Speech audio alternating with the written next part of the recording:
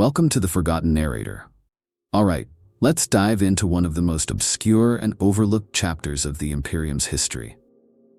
We all know about the towering might of the Space Marines, the relentless precision of the Skitarii, and the soulless efficiency of the servitors. But what about the very first attempts humanity made to merge flesh and machine? What about those early, forgotten cyborgs? Beings that once stood at the bleeding edge of human innovation, only to vanish into the shadows of history. These were the first steps towards a post-human future, a time when flesh and steel fused, not just as a means of survival, but as a symbol of humanity's ambition to conquer the stars. Yet for all their promise, these early cyborgs are now little more than footnotes in the grand saga of the Imperium. But why? What happened to them? Perhaps it was the fear of becoming something less than human that drove them into obscurity.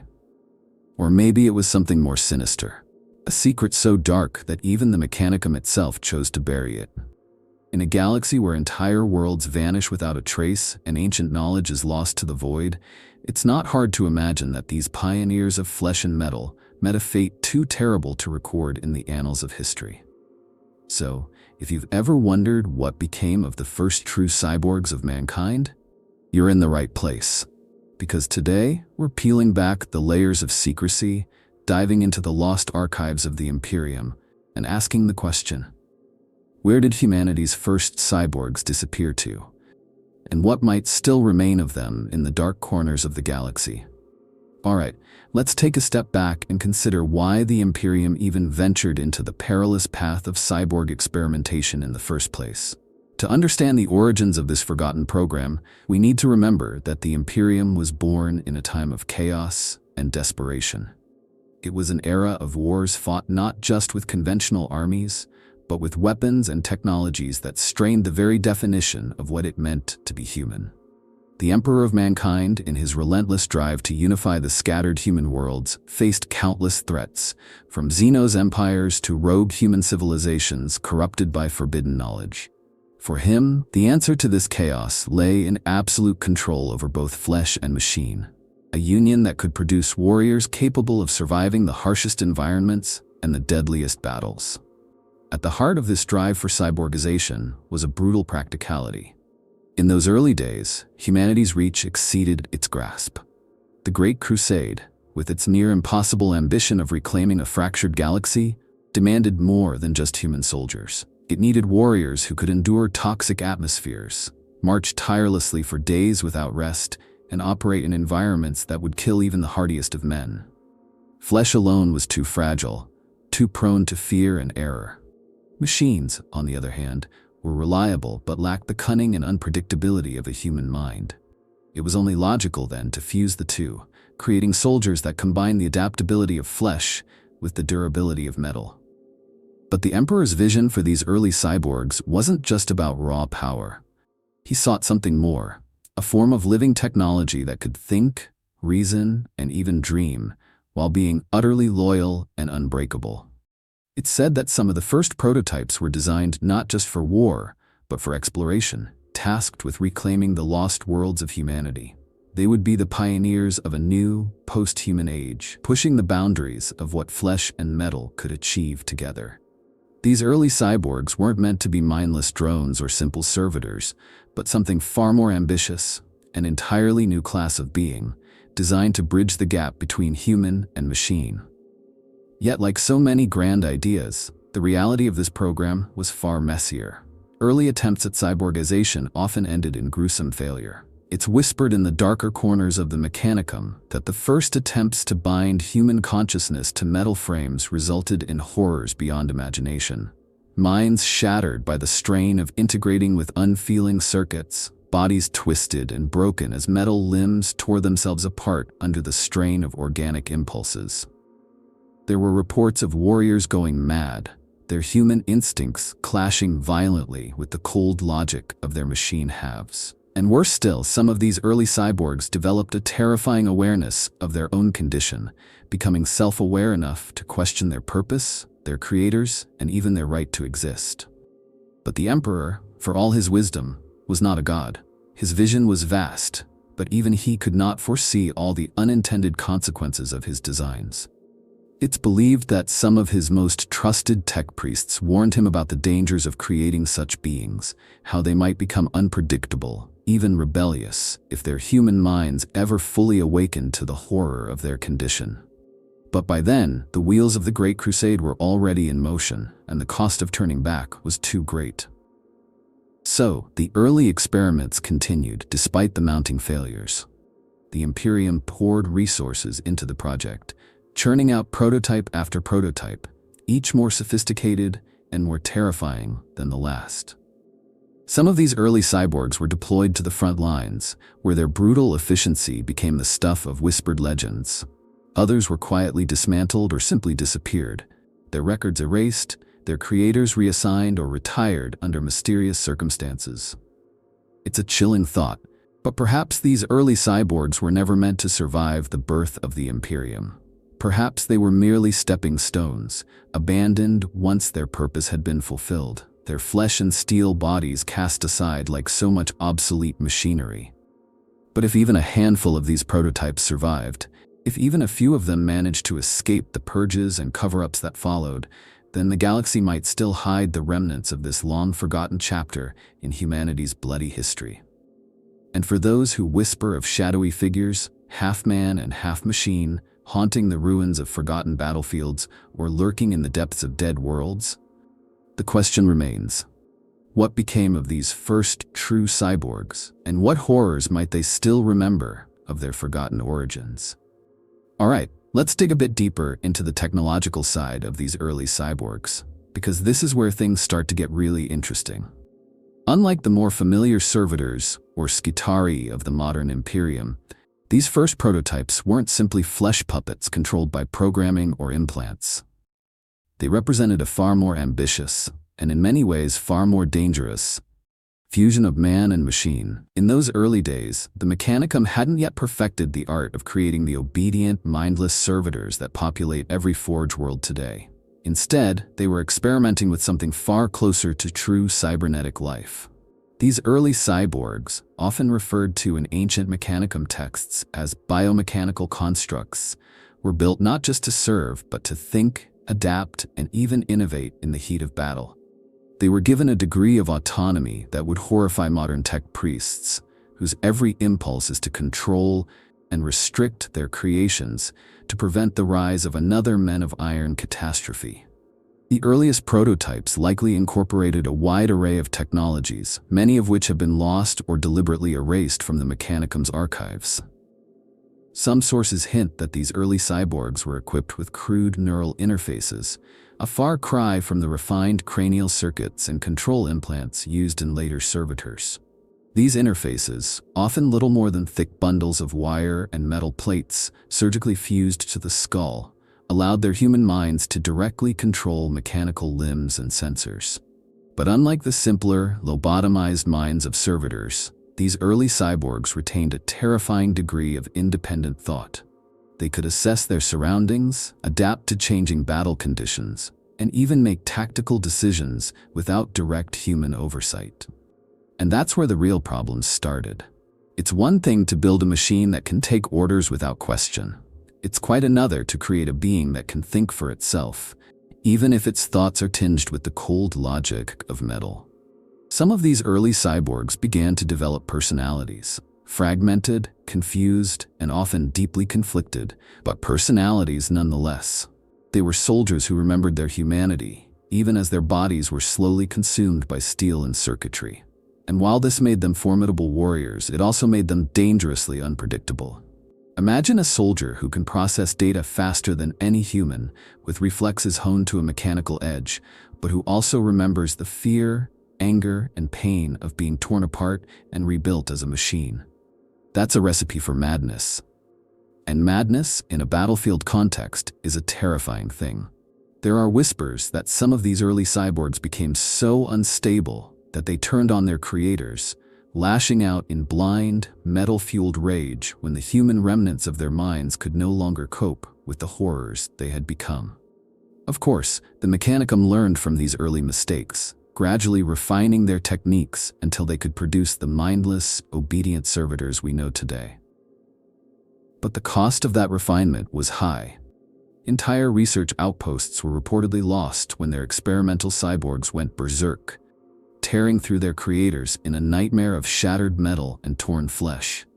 Some of these sites were so thoroughly purged that their locations have been erased from Imperial records, their secrets buried beneath layers of bureaucracy and forgotten histories. It's also likely that these early experiments influenced the later development of the Skitarii legions, though the difference between these early cyborgs and modern Skitarii is significant. Where the Skitarii are little more than human brains encased in metal shells, their wills utterly broken and their minds reduced to little more than obedient processors, these first cyborgs retained far more of their original humanity. They were not merely machines with a human component, but something far stranger and more disturbing, a true hybrid of flesh and steel, capable of independent thought, but forever haunted by the memories of their former lives. And this, perhaps, is the greatest tragedy of these forgotten cyborgs. In their desire to create the perfect warrior, the Imperium may have inadvertently created something far more complex and deeply flawed than they intended. Beings who could think, feel, and remember their human pasts, even as their bodies became little more than walking weapons. So, while the modern Imperium prides itself on the soulless efficiency of its servitors and the cold, calculated fury of its Skitarii, it's worth remembering that these grim legions owe their existence to a far darker and more tragic chapter in the history of human augmentation. A chapter that the Mechanicum would likely prefer to keep buried, along with the shattered, half-metal corpses of their earliest creations. When we talk about the early cyborgs of the Imperium, it's impossible to ignore their role on the battlefield. After all, the whole point of these biomechanical constructs was to create soldiers capable of withstanding the unimaginable horrors of galactic warfare. They weren't just built to survive, they were designed to dominate, to crush the enemies of humanity with a ruthlessness that no ordinary soldier could match. And for a time, they succeeded. These early cyborgs became the blunt instruments of the Emperor's will, cutting through the enemies of mankind like living siege engines. In those early years, the Imperium faced threats on all sides. The Great Crusade was more than just a campaign to reunite the lost worlds of humanity. It was a war against the darkness that had spread across the galaxy during the Age of Strife. Rogue human empires, Xenos warlords, and ancient, twisted civilizations that had long since abandoned the light of Terra stood in the Emperor's path. Against such foes, conventional human soldiers simply weren't enough. The horrors they faced were too great, the environments too hostile, the enemy weapons too devastating. This is where the early cyborgs came in, their metal limbs and reinforced frames allowing them to withstand conditions that would have shattered the minds and bodies of ordinary troops. One of the earliest known deployments of these cyborg warriors was during the pacification of the orc-infested planet of Gorst Prime. Records from this campaign, though fragmentary, describe waves of cyborg infantry wading into the fray, their steel limbs immune to the crude but brutally effective axes and chain blades of the orcs. These cyborgs were often outfitted with integrated weaponry, mass-reactive bolters grafted directly to their forearms, built-in power blades that extended from their wrists, and even crude but terrifying plasma ejectors mounted in place of their lower jaws. They were walking arsenals, capable of laying down a volume of fire that would have required entire squads of human soldiers to match. But it wasn't just their firepower that made these early cyborgs so effective. They were also incredibly resilient. Where a flesh and blood soldier might bleed out from a mortal wound, a cyborg could continue fighting until its core systems failed entirely. And even then, some were known to keep moving, their organic components long dead, but their machine minds still locked in a final, unstoppable killing frenzy. This made them perfect for the brutal, close-quarters fighting that characterized the early years of the Great Crusade, where entire cities had to be cleared block by block, tunnel by tunnel, in a nightmare of blood and twisted metal. Yet, as effective as they were, these early cyborgs were not without their flaws. For one, their very presence on the battlefield had a psychological impact on their human allies. Imagine fighting alongside a soldier who can take a bolt shell to the chest, stagger back to its feet, and continue firing without even a flicker of hesitation. Imagine the horror of watching one of these things charge headlong into a wall of gunfire, its flesh shredding away in a cloud of red mist, only for the metal beneath to keep moving, grinding forward with a mechanical determination that no human could match. For many Imperial soldiers, these early cyborgs were a grim reminder of what they themselves might one day become if they fell in battle. A twisted fusion of flesh and steel, stripped of humanity but still driven by the need to kill. And then there were the practical problems. These early cyborgs, for all their power, were notoriously difficult to control. Their minds, still partly human, often resisted the cold logic of their machine halves. Some reportedly turned on their commanders in fits of rage, unable to process the horrors they were being forced to commit. Others became obsessed with their own survival, retreating from the front lines or abandoning their posts to preserve the fragments of their human consciousness. In one particularly infamous incident, a squad of early cyborgs is said to have massacred an entire Imperial command post after their neural control links were damaged in battle, their machine minds reverting to primal, animalistic violence in the absence of higher orders. It's no wonder then that the Imperium eventually moved away from this early model of cyborgization. The risks were simply too great, the losses too severe. But for a brief, bloody moment, these half-human, half-metal warriors stood at the forefront of the Emperor's armies, their steel fists and unblinking eyes carving a path through the darkness of a galaxy gone mad. And while their creators might have considered them a failed experiment, their legacy lives on in the fearsome war machines that still march to war in the name of the Emperor, mindless, obedient, and utterly without mercy. For all the raw power and terrifying effectiveness of the early cyborgs, their very existence posed a profound psychological challenge to the human populations they were supposed to protect. It's one thing to wield a bolter or swing a chainsword in the name of the Emperor, but quite another to willingly sacrifice part of your humanity for the cold, unfeeling efficiency of metal. To many within the Imperium, the sight of these hybrid soldiers was as much a symbol of humanity's potential as it was a grim reminder of its fragility and the horrors of technological excess. The common people, living in the sprawling hives and fortified cities of the Imperium, often viewed these early cyborgs with a mixture of awe and dread. For them, the idea of fusing flesh with metal was deeply unsettling, a violation of the sacred human form that many believed was a gift from the Emperor himself. The notion that a human soul could continue to exist within a shell of steel, surrounded by whirring gears and cold, unfeeling circuits, struck at the heart of their most deeply held beliefs. It wasn't just a question of fear, but of identity. What did it mean to be human if flesh and bone could be so easily replaced by metal and wires? Even within the ranks of the Imperial military, there was a certain unease about fighting alongside these mechanized warriors. For a line trooper, already surrounded by the horrors of war, the sight of a cyborg companion, half-man, half-machine, his eyes replaced by glowing red optics and his voice reduced to a series of harsh synthetic growls, was a chilling reminder of what could happen to those who strayed too far from the Emperor's light. Stories began to spread, whispered in the dark corners of trench lines, and whispered over the crackle of Vox networks, of cyborgs that had gone rogue, their human minds shattered by the strain of integrating with their metal shells. These tales, exaggerated or not, only deepened the fear and mistrust that surrounded these early prototypes. And then there were the nobles, the highborn lords and ladies of Terra and the core worlds, who saw these cyborgs as a direct threat to their power.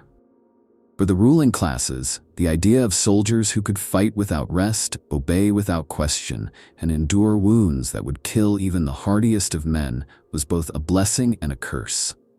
On the one hand, these warriors represented a powerful new weapon in their never-ending struggle to maintain control over the far-flung worlds of the Imperium.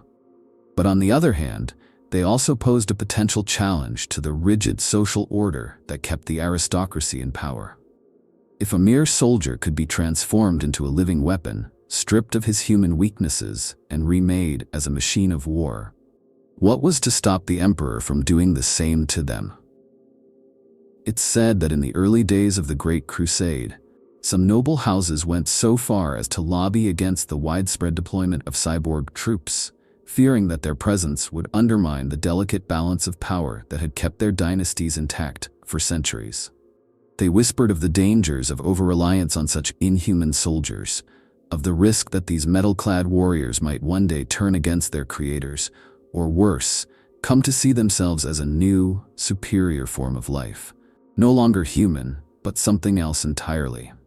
This fear wasn't entirely unfounded. There are whispers of early cyborgs who, upon realizing the full extent of their transformation, fell into deep existential crises, their minds breaking under the strain of reconciling their human memories with their cold mechanical bodies. Some reportedly turned to violence, lashing out at their creators or even their fellow soldiers in fits of rage and despair. Others simply disappeared, abandoning their posts and vanishing into the depths of the Imperium's countless forgotten worlds, perhaps seeking a place where they could rediscover their lost humanity or simply fade into the darkness of the galaxy's forgotten corners. And then there was the question of the Mechanicum itself. The tech priests, for all their devotion to the Omnissiah, were not immune to the lure of power. Some saw the creation of these cyborgs as a means of advancing their own status within the Mechanicum's labyrinthine hierarchy, while others viewed the project as a dangerous step toward another Men of Iron catastrophe. They too had their fears that their own creations might one day outgrow their masters, or worse, that the machine minds they had so painstakingly nurtured might one day surpass their own, casting aside their flesh and blood creators in a cold, calculated coup. In the end, it was this combination of fear, jealousy, and deeply ingrained superstition that likely played a significant role in the eventual abandonment of the early cyborg programs. The Imperium, for all its technological power, remains a deeply conservative society, bound by tradition and ruled by an aristocracy that fears change, almost as much as it fears Xenos and heretics. To them, the idea of a soldier who was neither fully human nor fully machine was simply too unsettling, too dangerous to tolerate for long. And so these early cyborgs, for all their potential, were gradually phased out, their technologies suppressed, their creators reassigned or quietly disposed of, and their shattered metal bodies left to rust in the forgotten corners of the galaxy. For all the promise of the early cyborg programs, the reality was often far darker than the Mechanicum would ever admit. It's one thing to imagine a warrior with the strength of metal and the cunning of flesh, but quite another to actually bring such a thing to life. The process of fusing man and machine was fraught with danger, both for the cyborgs themselves and for those around them. And as the early experiments continued, the true cost of this technological ambition began to reveal itself in a series of tragic, often horrifying failures. One of the earliest and most infamous disasters occurred on the industrial world of Vos Prime, a planet known for its vast manufactorums and deep, labyrinthine mining tunnels. Here, the Mechanicum established one of its first dedicated cyborg foundries, a sprawling complex of smoke-belching furnaces and clattering assembly lines where human bodies were stripped down and rebuilt as walking war machines. At first, the project seemed to be a success.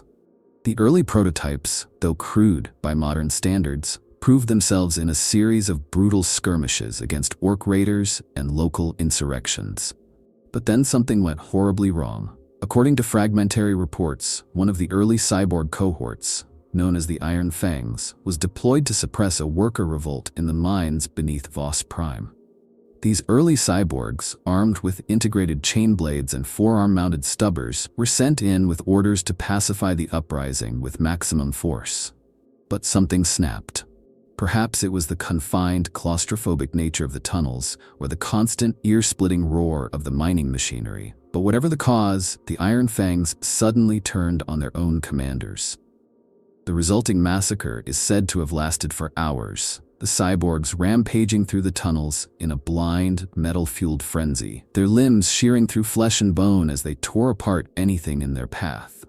By the time the Mechanicum's overseers managed to seal the tunnels and flood them with poison gas, the entire cohort had been reduced to little more than a heap of twisted metal and shattered skulls. And this wasn't an isolated incident. On the Forge world of Griffon 4, a similar catastrophe unfolded when a battalion of early cyborgs, known as the Steel Suns, suddenly turned on their tech priest overseers during a live-fire exercise. Witnesses described the scene as a nightmare of screaming, whirring servos and the wet crunch of metal jaws tearing through flesh. The Steel Suns, their human minds perhaps shattered by years of relentless conditioning, had apparently developed a deep, instinctual hatred for their creators, lashing out in a desperate attempt to reclaim their stolen humanity. It took a full detachment of Skitarii and 3 entire squads of Tempestus Scions to finally put them down, their metal shells crumpling under a hail of plasma fire and mass-reactive bolts. But perhaps the most chilling incident of all took place on the now-dead world of Calix Theta, a barren, radiation-scorched rock on the edge of Imperial space. Here, the Mechanicum had established a secret research facility, hidden beneath the planet's jagged, windswept peaks, where the most extreme cyborg experiments were conducted far from the prying eyes of the Inquisition. According to the few surviving records, the tech priests of Calix Theta had been experimenting with a radical new form of cybernetic control, one that relied on direct neural interfacing and machine-to-mind integration. The idea was to eliminate the psychological instability that had plagued earlier models, creating cyborgs that would obey without question, their human minds fully subsumed into the cold logic of their metal shells.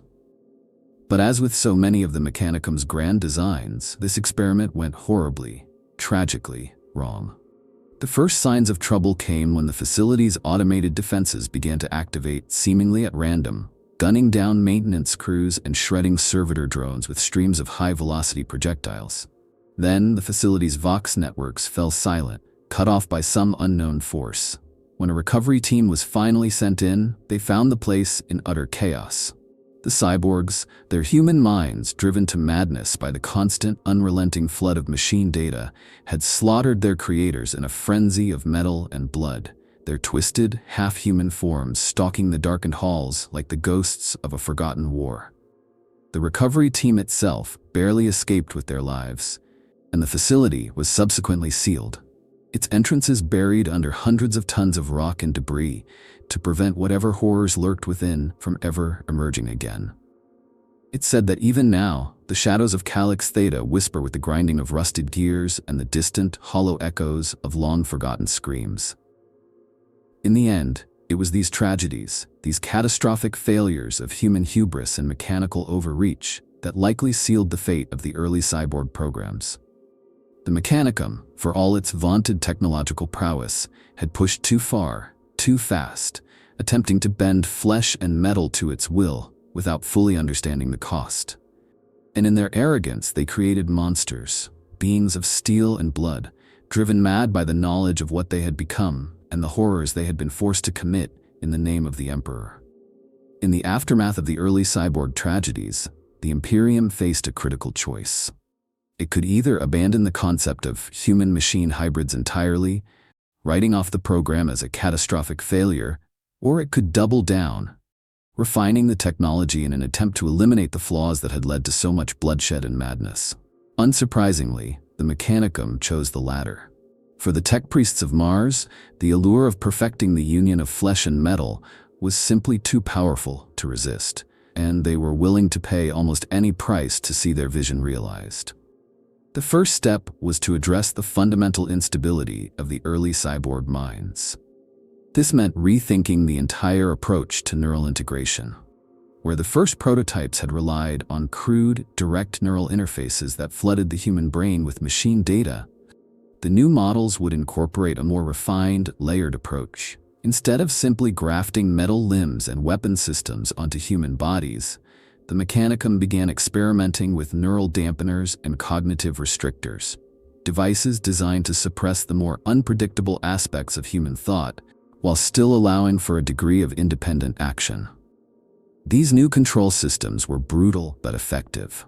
In some cases, they involved the partial lobotomization of the cyborg's organic brain, stripping away the emotional and psychological elements that had proven so dangerous in earlier models. Other approaches involve the use of chemical restraints, cocktails of psychoactive drugs that dulled the cyborgs' higher brain functions, reducing them to little more than walking weapons, driven by a cold, mechanical instinct to kill.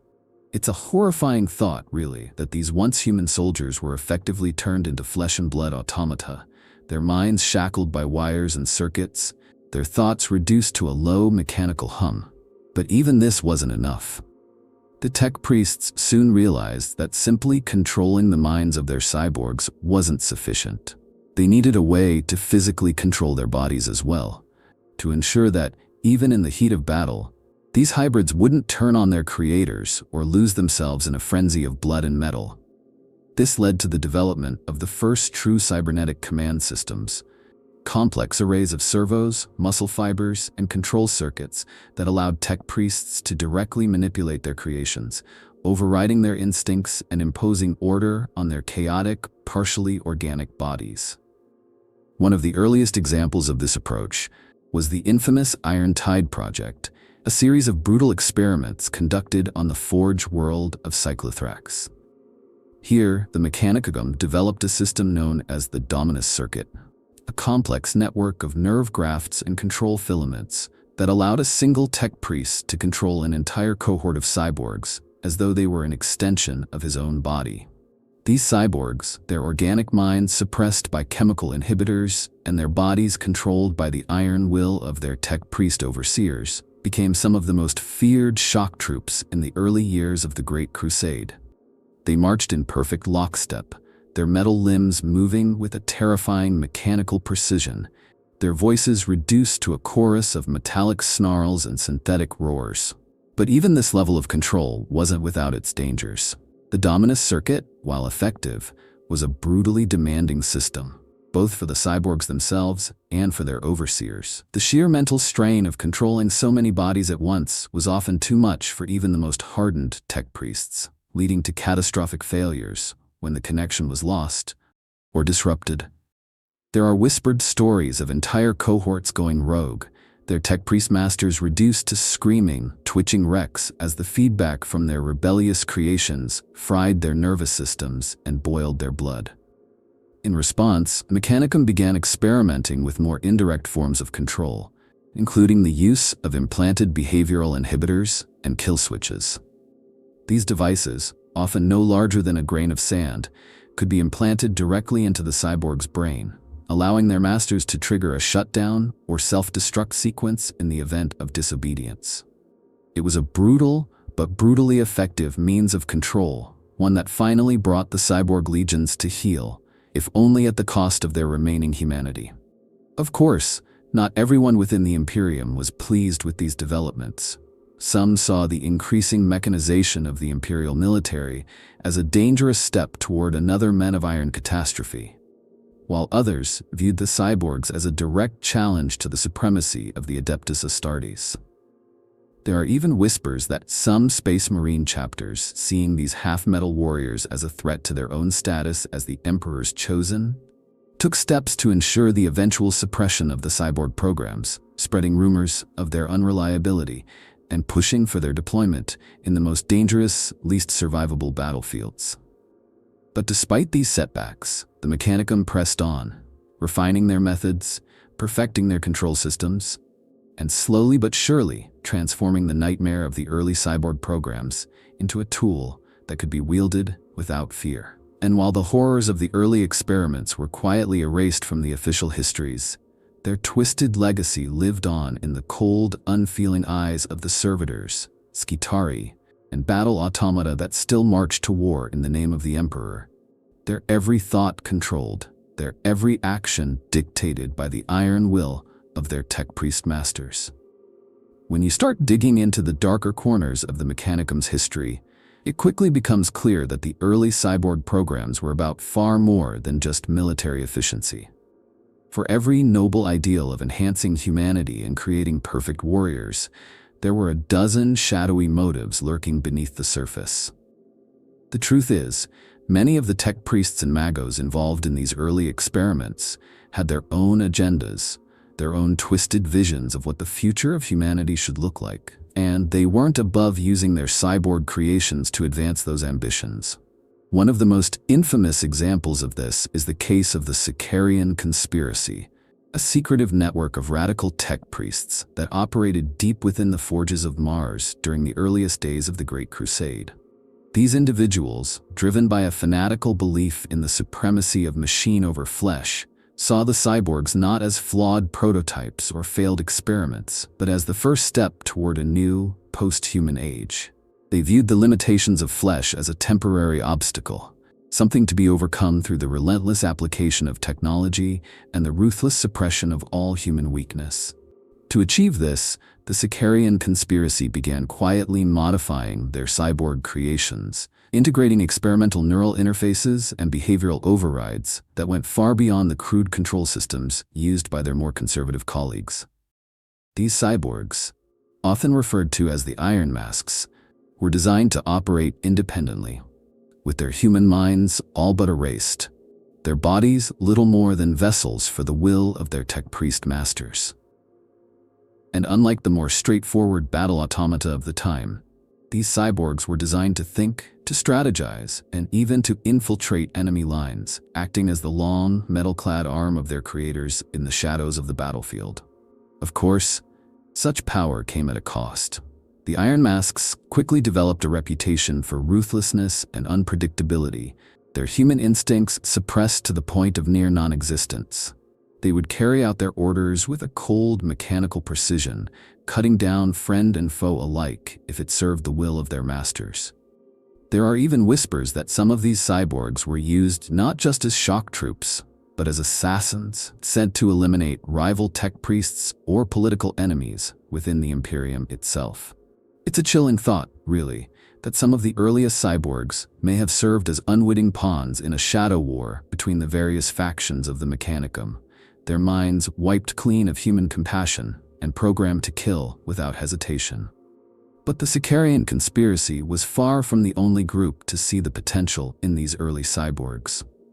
In the sprawling hives of Terra and the glittering palaces of the imperial aristocracy, whispers began to circulate of powerful noble houses using cyborgs as enforcers, bodyguards, and even spies. These cyborgs, often disguised as heavily augmented servitors or elite Skitari, were trained to infiltrate rival factions, gather intelligence, and eliminate threats with a cold, mechanical efficiency. It's said that more than one highborn rival met a grisly end at the hands of one of these half-machine assassins, their bodies left twisted and broken in the shadowed corridors of their family estates, their killers vanishing into the smoke and gloom without a trace. And then there were the rogue elements within the Mechanicum itself. Tech priests who saw the early cyborg programs as a means of advancing their own power within the labyrinthine hierarchies of their order. For these individuals, the cyborgs were more than just weapons or tools of control. They were symbols of technological dominance, living proof that flesh could be made to bend to the will of the Omnissiah.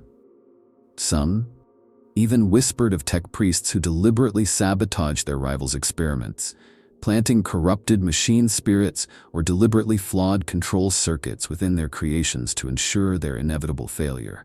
But perhaps the darkest rumors of all concern the possibility that some of these early cyborgs were not merely pawns, but willing participants in their masters' schemes. If even a handful of these early prototypes managed to retain a spark of independent thought, a shred of their original humanity, it's possible that they might have chosen to serve their creators out of loyalty, fear, or even a twisted sense of purpose. After all, for a being trapped between flesh and metal, with no hope of ever returning to the life it once knew, the cold, relentless logic of the Mechanicum might have seemed like the only path to salvation. And this, perhaps, is the greatest tragedy of the early cyborg programs, that for all their power, all their potential, these beings were ultimately little more than pawns in a game they could never hope to understand. Their minds shattered, and their bodies twisted in the name of ambitions they could never truly share.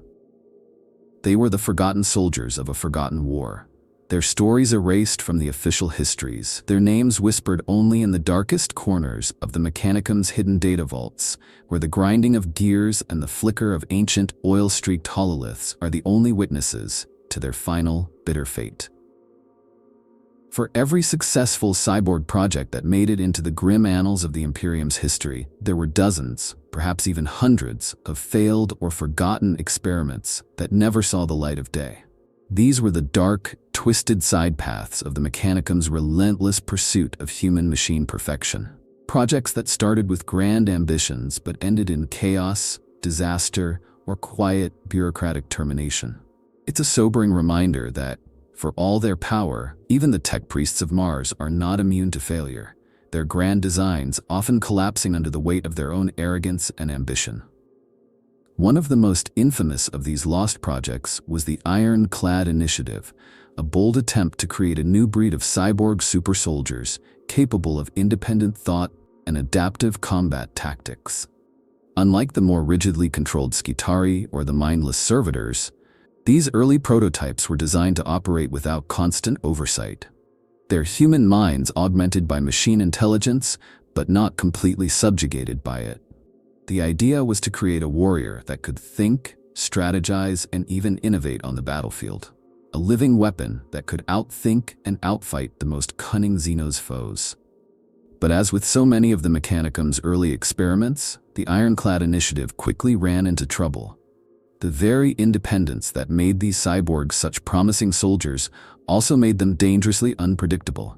Some of the early prototypes reportedly developed personalities, even a sense of identity, their human memories refusing to be fully suppressed by the cold logic of their machine halves.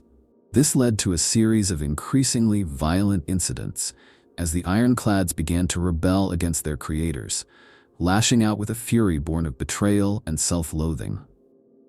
The final straw came during the infamous Charon incident, when a cohort of Ironclads, recently deployed to the front lines of a brutal Xenos extermination campaign, suddenly turned on their human commanders, slaughtering them in a savage, metal-fueled frenzy, before vanishing into the radioactive wastelands of the war-torn world. Despite multiple attempts to track them down, the Ironclads were never found, their fate a grim reminder of the dangers of playing God with flesh and steel.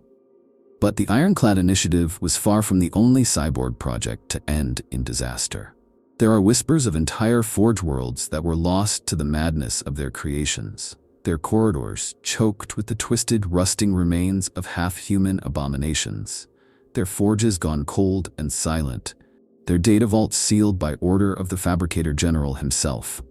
It's said that some of these projects were so catastrophic, so unspeakably horrific in their outcomes, that even the Mechanicum, an organization not exactly known for its compassion or restraint, chose to erase all records of their existence, lest their mistakes be repeated by future generations. And then, there are the truly bizarre cases, the whispered legends of cyborg projects that simply vanished without a trace. One such tale is that of the Epsilon 3 Complex, a secret Mechanicum research facility located deep beneath the surface of the dead world of Dantalion. According to scattered, heavily redacted records, the tech priests of Epsilon 3 were attempting to create a new form of cyborg capable of direct, psychic interfacing, a being that could channel the raw power of the warp without being driven mad by its corrupting influence. But then, without warning, all contact with the facility was lost. When a recovery team was finally sent to investigate, they found nothing but darkness and silence, the facility's deep tunnels choked with dust and rusting metal, its databanks wiped clean, its forges cold and silent. To this day, the fate of the Epsilon 3 complex remains one of the great mysteries of the Mechanicum, a ghost story whispered among the lower ranks of the tech priests, who claim that the facility's inhabitants still wander its halls, their minds shattered by whatever horrors they encountered in the darkness.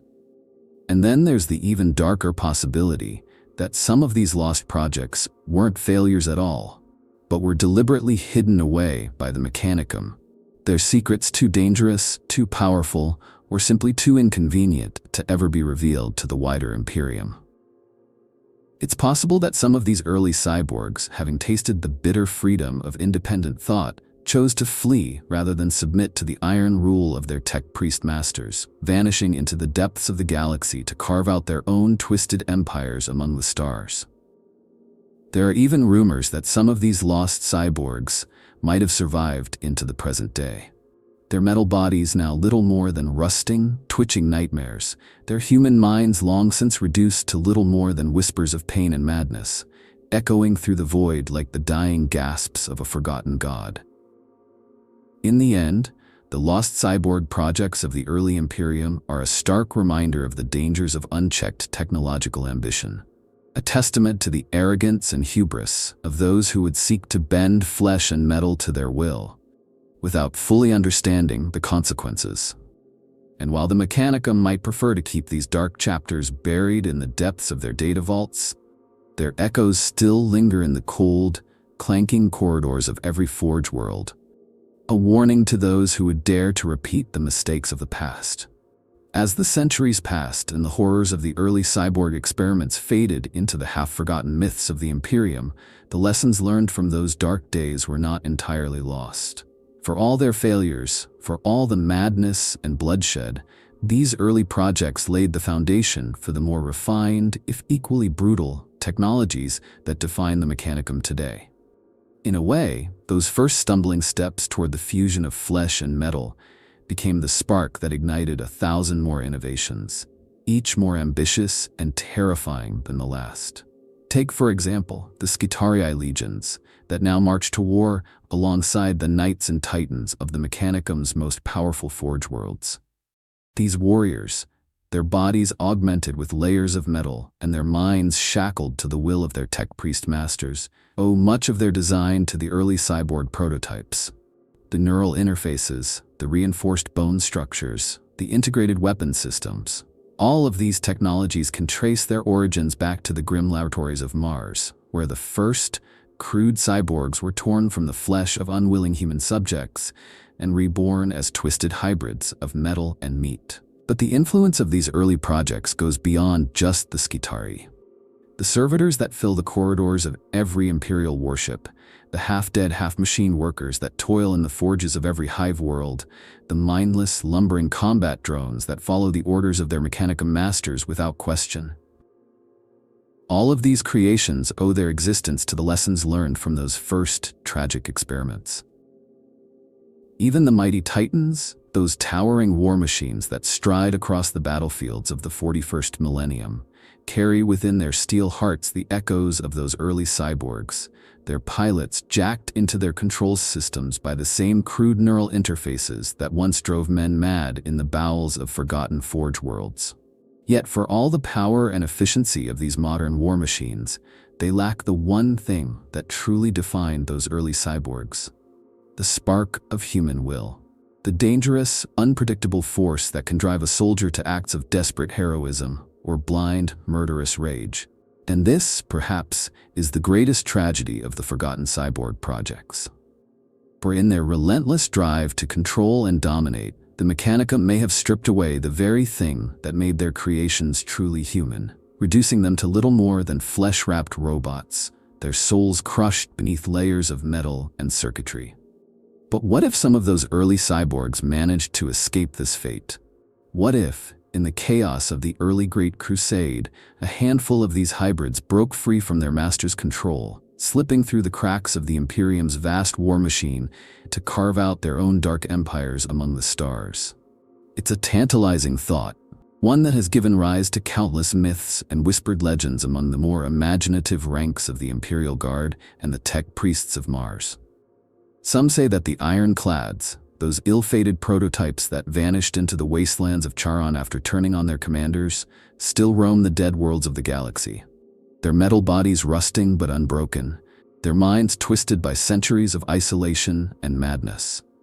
Others whisper of the Iron Masks, those cold, ruthless killers who once served the Sicarian conspiracy, stalking the dark corners of forgotten star systems, their eyes glowing with the cold, red light of ancient optics, their minds still locked in the iron grip of their long-dead masters. There are even darker rumors, of course, tales of cyborgs who have gone far beyond mere survival, their bodies rebuilt and reforged over the centuries, their human minds long since consumed by the cold logic of their machine halves. These beings, it is said, have become something more than human, more than machine, a new form of life that moves through the darkness of the galaxy like a ghost, its every step echoing with the clank of rusting servos and the creak of ancient metal. Some even whisper that these creatures have come to see themselves as the true inheritors of the Mechanicum's legacy, their minds cold and calculating, their ambitions as vast and merciless as the void itself. And then there are the true ghost stories, the whispers of cyborgs who have somehow retained their humanity, their metal bodies now little more than shattered, rusting shells, their human minds struggling to remember what it means to feel, to love, to fear. These tortured souls, their circuits sparking and their limbs dragging in the dust of forgotten battlefields, are said to wander the dark places of the galaxy, their voices little more than a faint, crackling whisper on the long-abandoned Vox networks of dead worlds. Of course, all of this could be nothing more than the fevered imaginings of men driven mad by the horrors of war and the cold, unfeeling void of space. But for those who have seen the twisted, rusting remains of ancient cyborgs on the shattered hulls of long-dead warships, or heard the grinding of metal footsteps in the darkness of forgotten tunnel networks, the question remains: what if some of those early cyborgs did survive, their human minds still clinging to the scraps of their old selves, even as their metal bodies rust and decay in the shadows of a dying galaxy? It's a question that has haunted the darker corners of the Mechanicum's data vaults and the whispered conversations of the more superstitious Imperial Guard regiments for centuries. What if some of those early cyborgs survived? What if, instead of being destroyed in the purges that followed their catastrophic failures, a few of these metal-clad warriors managed to slip through the cracks, vanishing into the depths of the galaxy to become something far more terrifying than the tech priests ever intended? One of the most persistent legends is that of the Ironclads, those ill-fated prototypes that disappeared into the wastelands of Charon after their infamous uprising. According to the few fragments of data that remain from that dark chapter, the Ironclads were designed to be the ultimate shock troops, their bodies encased in layers of reinforced ceramite, and their minds augmented with powerful combat algorithms. But when they turned on their masters, cutting down their human commanders in a frenzy of metal-fueled rage, they vanished into the radioactive fog of the planet's blasted surface, never to be seen again. Or at least, that's what the official histories would have you believe. There are those who claim that the Ironclads still walk the dead worlds of the galaxy, their metal limbs grinding against rusting, ancient bulkheads as they stalk the darkened corridors of forgotten outposts and abandoned warships. Some even whisper that these lost cyborgs have become something more than mere machines, their human minds long since shattered by the isolation and madness of their exile. Their metal bodies now little more than rusting shells, driven by the last, desperate echoes of their former humanity. To encounter one of these beings, it is said, is to look into the eyes of a ghost, a creature that has forgotten what it means to be human, but has not yet become truly machine. And then there are the tales of the Iron Masks, those cold, ruthless assassins created by the Sicarian conspiracy in the early days of the Great Crusade. Unlike the more straightforward battle automata of their time, the Iron Masks were designed to infiltrate and eliminate, their human minds all but erased by the cruel neural overrides of their tech priest masters. It's said that when the conspiracy was finally uncovered and crushed by the Mechanicum's internal enforcers, a handful of these assassins managed to slip away into the shadows, their metal bodies still locked in the iron grip of their long-dead creators, their minds reduced to little more than the cold, calculating instincts of a predator. Some claim that these Iron Masks still walk the darkened corridors of forgotten starships, their optics glowing like the eyes of ancient, rusting wolves as they hunt the remnants of long-dead crews, their metal limbs moving with a silent, mechanical grace that no living being could ever hope to match. Others believe that these assassins have gone beyond mere survival, that they have evolved into something far more terrifying, a new form of life, half machine and half memory, driven by the cold logic of their programming, but haunted by the fragmented echoes of the men they once were. But the most chilling rumors of all concern the lost legions of the Mechanicum. Those vast, rusting armies of forgotten cyborgs that are said to slumber in the darkened holds of ancient warships. Their metal bodies encased in layers of dust and corrosion, their minds still locked in the frozen stasis of forgotten cryochambers. According to some, these legions were not destroyed in the purges that followed the fall of the early cyborg programs, but were instead hidden away, sealed behind miles of plasteel and adamantium in the depths of forgotten forge worlds. Their power too great and their loyalty too uncertain to ever be trusted again. There are even whispers that some of these legions have awoken in the centuries since, their metal limbs creaking and groaning as they drag themselves back to consciousness, their minds filled with the fractured memories of wars long forgotten, their bodies rusting but unbroken as they march once more to the sound of clashing metal and the grinding of ancient gears. Some say that these lost legions have become a dark and twisted force in the galaxy, their metal minds driven by a burning hatred for the flesh-bound masters who betrayed them, their rusting bodies moving with a cold, mechanical determination that no living being could ever hope to match. Of course, all of this could be nothing more than the fevered imaginings of men driven mad by the horrors of war and the endless, unfeeling void of space. But for those who have seen the twisted, rusting remains of ancient cyborgs on the shattered hulls of long-dead warships, or heard the grinding of metal footsteps in the darkness of forgotten tunnel networks, the question remains, what if some of those early cyborgs did survive, their human minds still clinging to the scraps of their old selves, even as their metal bodies rust and decay in the shadows of a dying galaxy? When you look back at the tragic, twisted history of the Imperium's first cyborgs, it's hard not to feel a strange mixture of awe and horror. These early experiments, born from the desperate ambition of the Mechanicum and the unrelenting drive of the Emperor himself, stand as both a testament to humanity's boundless creativity and a grim reminder of the price of unchecked technological arrogance. They were, in many ways, the first true transhumans, their flesh twisted and reshaped by cold, unfeeling metal, their minds shattered and reforged by the relentless logic of their machine halves. And yet, for all their flaws, for all the madness and bloodshed they unleashed, these early cyborgs were also pioneers, the first stumbling steps toward a post-human future that the Mechanicum would come to embrace with a fervor bordering on religious zeal. Without the lessons learned from their failures, it's unlikely that the mighty Skitarii legions, the mindless servitors, or the towering battle automata that now march to war in the Emperor's name would ever have come into being. In a way, these forgotten cyborgs were the spark that lit the fires of the Mechanicum's grand experiment, the dark, clanking heart of a machine cult that would come to dominate the battlefields of the 41st millennium. But even as we acknowledge their influence, it's impossible to ignore the darker side of their legacy.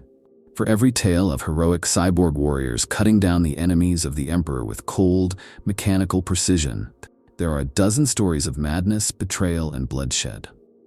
The ironclads, the iron masks, the lost legions of forgotten cyborgs that still haunt the shadows of the galaxy.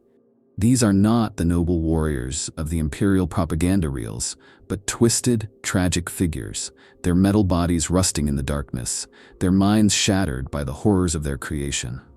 And for those who believe that some of these early cyborgs might still walk the darkened corridors of forgotten warships or stalk the shadowed tunnels of dead worlds, the question remains, what if they are still out there, their metal limbs grinding against the cold, rusting bulkheads of long-abandoned outposts, their eyes glowing with the cold, unfeeling light of long-forgotten optics, their minds little more than fragmented echoes of the men they once were? So, if you've enjoyed this journey into the dark, twisted history of the Imperium's first cyborgs, and if you want to hear more stories of forgotten wars, hidden truths, and the grim, clanking heart of the Imperium, be sure to subscribe, hit that like button, and ring the bell for future updates. Because in a galaxy as vast and ancient as this one, there are always more secrets to uncover, more horrors to unearth, and more stories waiting to be told.